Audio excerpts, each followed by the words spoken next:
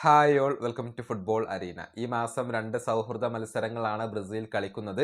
October 10-ാം തീയതി നടക്കുന്ന മത്സരത്തിൽ സൗത്ത് കൊറിയയും ഒക്ടോബർ 14-ാം തീയതി നടക്കുന്ന മത്സരത്തിൽ ജപ്പാനുമാണ് ബ്രസീലിന്റെ എതിരാളികൾ. ഈ മത്സരങ്ങൾക്കുള്ള സ്ക്വാഡിനെ പരിശീലകനായ കാർലോ ആഞ്ചലോട്ടി പ്രഖ്യാപിച്ചിരുന്നു. അതിനുശേഷം നവംബർ മാസത്തിൽ 2 സൗഹൃദ മത്സരങ്ങൾ കൂടി ബ്രസീലിന് കളിക്കേണ്ടി വരുന്നുണ്ട്. ആഫ്രിക്കൻ ടീമുകളായിരിക്കും ബ്രസീലിന്റെ എതിരാളികൾ എന്നുള്ളത് നേരത്തെ ഉറപ്പായി കഴിഞ്ഞ കാര്യമാണ്. പക്ഷെ എതിരാളികൾ ആരാണ് എന്ന കാര്യത്തിൽ ഉറപ്പുകൾ ഒന്നും ലഭിച്ചിരുന്നില്ല. ഇപ്പോഴിതാ അക്കാര്യത്തിൽ ഒഫീഷ്യൽ പ്രഖ്യാപനം വന്നു കഴിഞ്ഞിട്ടുണ്ട്. അതായത് ആഫ്രിക്കൻ ടീമുകളായ സെനഗലും ടുണീഷ്യയുമാണ് ബ്രസീലിന്റെ എതിരാളികളായിക്കൊണ്ട് വരിക എന്ന കാര്യത്തിലാണ് ഒഫീഷ്യൽ പ്രഖ്യാപനം ഇപ്പോൾ വന്നിട്ടുള്ളത്. യൂറോപ്പിൽ വെച്ചുകൊണ്ടാണ് ഈ മത്സരങ്ങൾ നടക്കുക.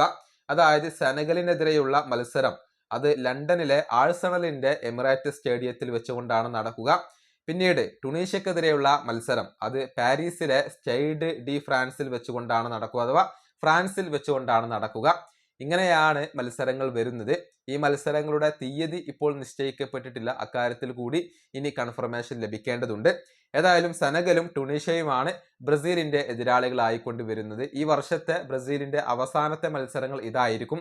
പിന്നീട് അടുത്ത വർഷം മാർച്ച് മാസത്തിലായിരിക്കും ബ്രസീൽ കളിക്കുക. അപ്പോൾ യൂറോപ്യന്മാർക്കെതിരെ കളിക്കാനാണ് ബ്രസീലിന്റെ പദ്ധതി. ഫ്രാൻസിനെതിരെ കളിച്ചേക്കും എന്നുള്ള റിപ്പോർട്ടുകൾ പുറത്തേക്ക് വരുന്നുണ്ട്. കൂടാതെ നെതർലൻഡ്സിനെ കൂടിയാണ് ബ്രസീൽ പരിഗണിക്കുന്നത്. ഏതായാലും വേൾഡ് കപ്പിന് മുന്നോടിയായുള്ള ഒരുക്കങ്ങൾ അതിപ്പോൾ ബ്രസീൽ നല്ല രൂപത്തിൽ നടത്തിക്കൊണ്ടിരിക്കുകയാണ്. ഈ വീഡിയോ അവസാനിപ്പിക്കുന്നു. അടുത്തൊരു വീണ്ടും കാണാം.